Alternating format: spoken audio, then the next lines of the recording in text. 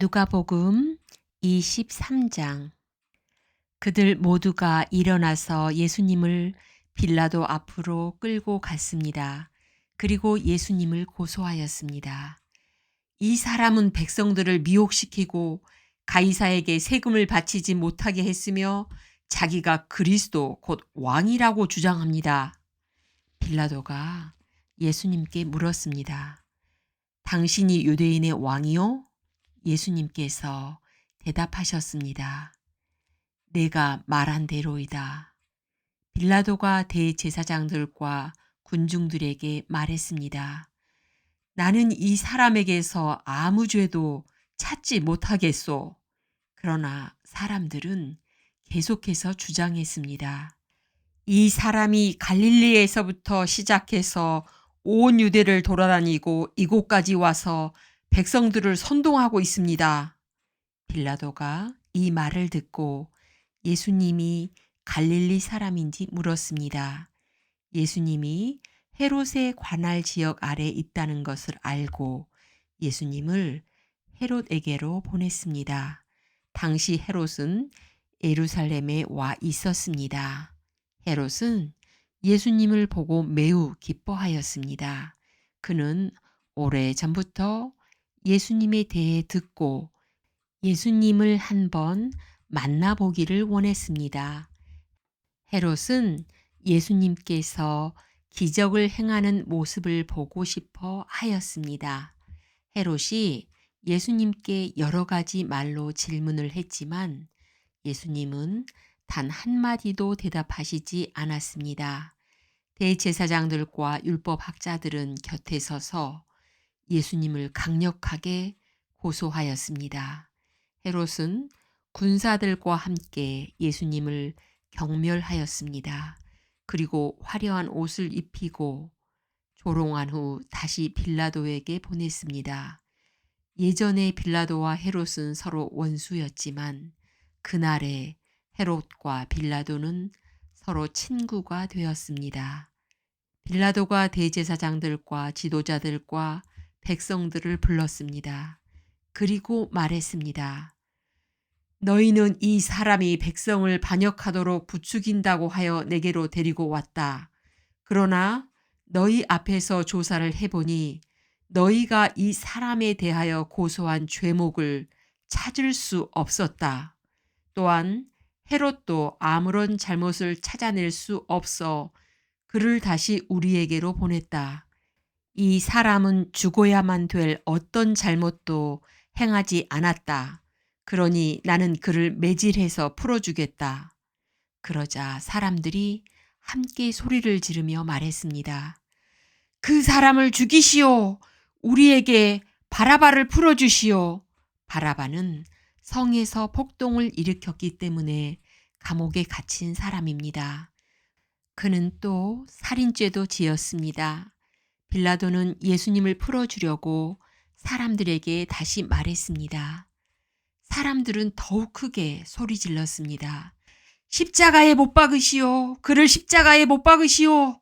빌라도가 세 번째 물었습니다. 무슨 까닭이냐? 이 사람이 도대체 무슨 악한 일을 저질렀느냐? 나는 이 사람에게서 죽을 죄를 찾지 못했다. 따라서 매질만 하고 풀어주겠다. 이 말을 들은 사람들은 뜻을 굽히지 않고 계속해서 큰 소리로 예수님을 십자가에 못 박으라고 요구했습니다. 결국 빌라도는 사람들의 요구대로 하기로 결정하였습니다. 사람들이 원했던 대로 폭동과 살인죄로 감옥에 갇혀 있는 바라바를 풀어주고 예수님을 죽이라고 넘겨주었습니다. 예수님을 끌고 갈 때 시골에서 오던 구레네 출신 시몬을 붙잡아 예수님의 십자가를 지고 따라가게 하였습니다. 많은 사람들이 예수님을 따라갔습니다. 그 중에는 슬퍼하며 우는 여자들도 있었습니다. 예수님께서 뒤를 돌아보시고 그들에게 말씀하셨습니다. 예루살렘의 딸들아, 나를 위해 울지 말고 너희 자신과 자녀들을 위해 울어라. 보아라, 자녀를 낳지 못한 사람들, 곧 아기를 낳지 못한 배와 젖을 먹인 적이 없는 가슴이 복이 있다고 말할 때가 올 것이다.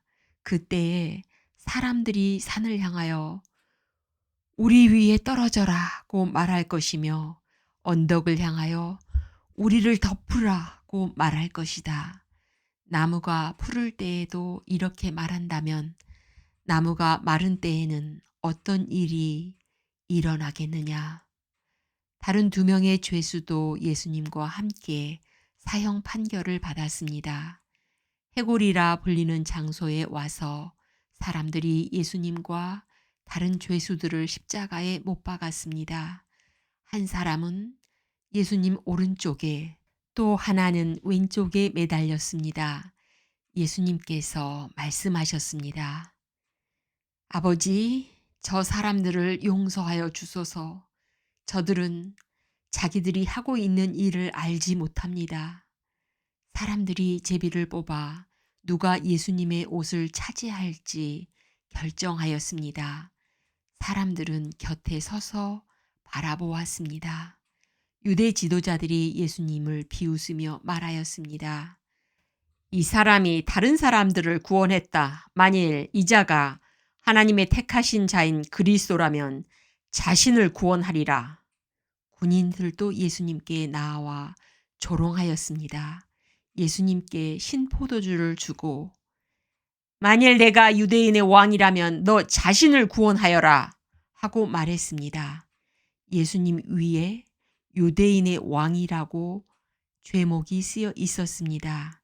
예수님과 함께 십자가에 달린 죄수들 가운데 하나가 예수님을 욕하며 말했습니다. 내가 그리스도가 아니냐? 내 자신과 우리를 구원하여라. 그러나 다른 죄수가 그를 꾸짖으며 말했습니다. 너도 같은 벌을 받았으면서 하나님을 두려워하지 않느냐? 우리는 우리가 저지른 일 때문에 마땅한 벌을 받는 것이지만 이분은 아무런 잘못을 행한 적이 없으시다. 그리고 예수님께 말했습니다. 예수님, 주께서 주님의 나라에 들어가실 때 저를 기억해 주십시오. 예수님께서 그에게 말씀하셨습니다. 내가 진정으로 너에게 말한다. 오늘 내가 나와 함께 낙원에 있을 것이다. 정오 때쯤에 어두움이 온 땅을 덮어서 오후 3시까지 계속되었습니다. 햇빛이 사라지고 성전의 휘장이 두 쪽으로 찢어졌습니다. 예수님께서 큰 소리로 부르짖으셨습니다. 아버지, 아버지의 손에 내 영혼을 맡깁니다. 이 말씀을 하신 후 예수님께서 돌아가셨습니다. 백부장이 그 일어나는 일을 보고 하나님께 영광을 돌리며 말하였습니다.